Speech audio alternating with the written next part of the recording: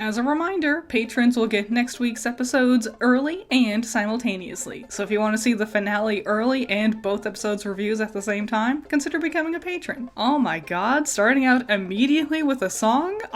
I'm not ready. I'm so caught off guard. Every other episode has waited until like near the halfway mark before giving us a song.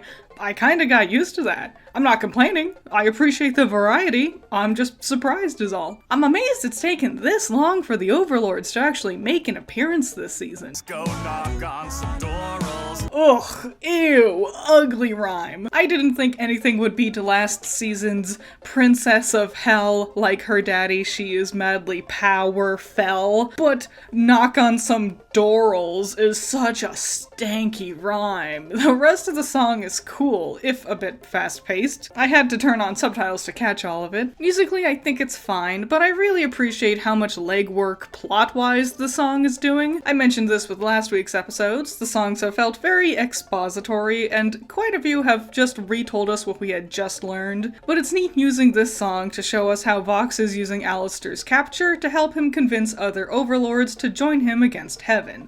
I'm trying to get Emily's attention! Charlie has implied multiple times now, both here and earlier with Speedrun to Redemption, that she seems to think Heaven is constantly watching Hell. Like, she can't see Heaven proper from here. She just sees the planet-like satellite. She doesn't assume they just see the same thing from their perspective. I find this really interesting because surely Heaven would have no need to have a closer eye on Hell, because surely they'd be paying more close attention to Earth, right? They'd need to watch over the mortals before they die, right? So I wonder, what does Charlie know about Earth? This would just be so much easier with Alistair. How? Like, literally, what could he possibly do that would get Heaven's attention? You didn't even trust him enough to get Hell's attention. You turned to Vox.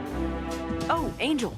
How was the group therapy session? Ugh, I missed it. Wait, is Charlie not the therapist? Like, don't get me wrong, I don't think she'd actually have the right skill set to be a very successful therapist, but I just assumed with her optimistic personality she was the only one willing to actually try. And Husk is actually the therapist? What does Charlie think a therapist is and does? This is tied to the question I just had about what she thinks Earth is like. She actually seems to have this odd, detached perspective of what all these concepts are. Like, she knows therapists are supposed to be good, and it's a person sitting down listening to others, but she doesn't actually know what's really supposed to be happening. Maybe this is why she thinks redemption is about, like, helping old ladies and dressing modestly. She doesn't actually understand the mortal world at all, and it's kinda doing, like, a Jack Skellington type deal, where, like, he liked Christmas, but he didn't really fundamentally get it. Like, that's what I think Charlie is doing here. That's why she doesn't quite understand redemption or mortals. Please tell me this analogy makes sense. Yes.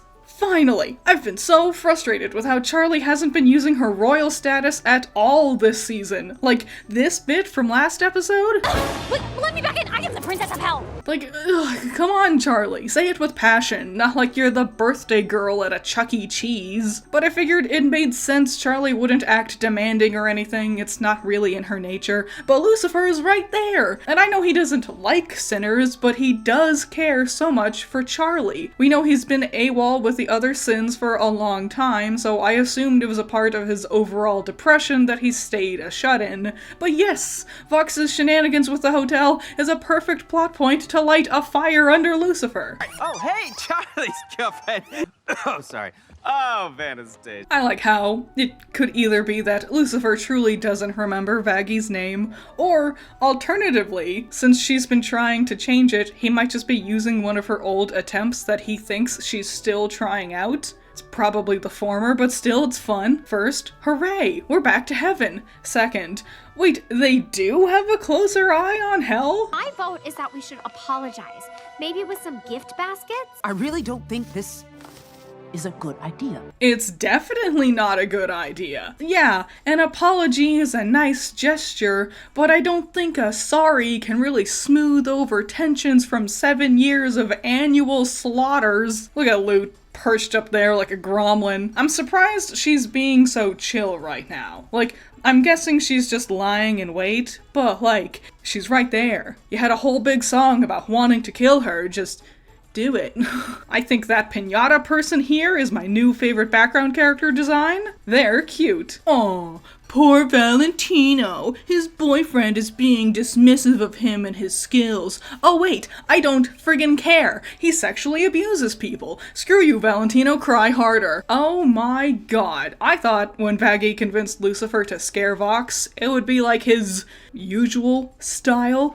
Good job, coming in swinging. Show everyone why you're king, yes! Also, it's cool hearing Lucifer doing a different song style. He's exclusively done sappy, sweet stuff, so this is a neat change of pace. Also, by this point, I think I can definitively cross off more song style variety from my bingo board. Oh, the rhyme redemption! Scheme all you want, Mr. TV head man. I'm nearly a god. Who are you? Just a dead man. Bars! Poetry! So good! Vox's half is way less good, but this is mostly down to preference. Yeah, personally, I would prefer to listen to something like Ghost compared to vaudeville, you know. Also, real talk, I'm a bit sick of how much Vox we have in the soundtrack. Vox Populi, the people's voice. Vox Populi? Hold on a second. His name really is the voice of the people? Oh my god! Someone left a comment last week saying this. I assumed it was just that Vox is the Latin word for voice, and he was like, trying to like encroach on Alistair's territory because radios and voices, you know? I thought he was being a little smart aleck about it. Wow, I'm amazed! Shout out to that commenter! You were right! I was wrong! You were right! Cool! I didn't think anyone had last names in this show. You are apologizing for genocide with gift baskets? Wow, what a surprise. This is ending up just as poorly as I expected. But for real, I really like how the show isn't just brushing past this. Like, sorry didn't fix it. I hope this is eye-opening for Charlie. Her naive perspective has been a consistent issue, but it makes sense for the angels to be ignorant of all of this. Their perspective is literally paradise. But Charlie needs to learn that sorries and all those little niceties truly aren't enough. I really like the idea of this event being the big push that helps her sort of grow up, you know? Oh my god, Sarah has like a turbo seraphim form. Crazy, weird, cool. No, we are not gonna be kept down. No, I'm tired of Vox's singing. Stop, please stop it, please. Fine, I'll admit it.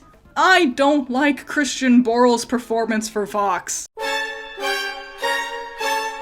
He just does this edgy little growl thing too often, and I don't like it. Like, it'll be like, singing, and then I wanna be serious. I don't like it. Don't get me wrong, I think he has a really amazing singing voice when he's actually singing. He has this heavenly grasp on melody that pops out of Vox every now and then, and it's really good, but he just keeps ending his songs with these growls that I think are meant to sound villainous or whatever. It's especially bad in this song. I just think it takes away from his actual skill set. Like, if you're gonna growl in a song, you have to at least be as good as the Bunny and the Bear.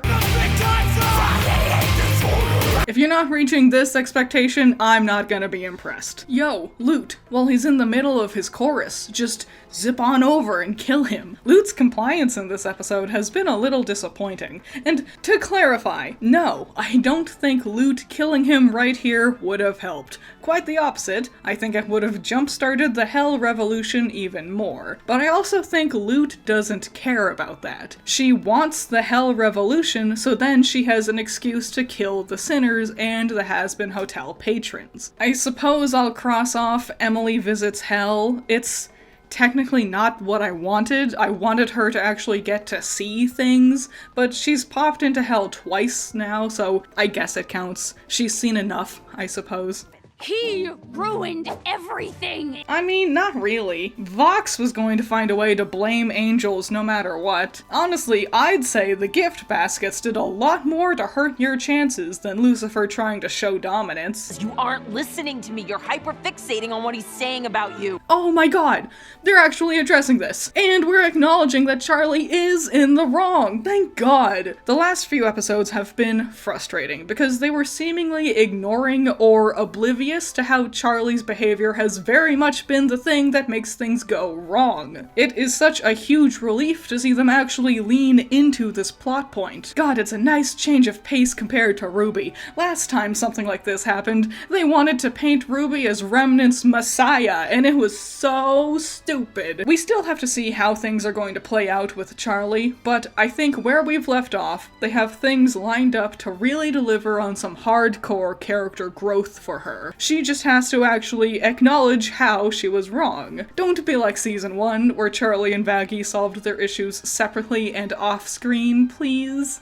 And now I want to sit back when all of a sudden I hear this agitating, grating voice. Shout out to my $10 patrons, you're all amazing. Andrew, Valhalla Knight, Chamomile, Classy Critic, Jake, Amber, Scaring Crows, Not All That Evil, Messiah, Jacob, Ben's Sketchbook, Rain, Trash, Wild Pilot, Juan, Bunkin' Duncan, Hoodie Angel, Ranger, Sean, Primaroon, Lavaros, Plague, Tyrene, Thanos, Pandemonium, Peter, Aguirre, Eden, Doki Pokey, Moon of Blues, Vargas Blue, Zappy, Wolfgang, Philip, Mac and Cheese, Lawleroni, Marie Fan, and Davey. So yeah, what did you think of this one? I think this one was fine. It was a lot of standing in one place, which was kind of visually boring, but it was very song heavy.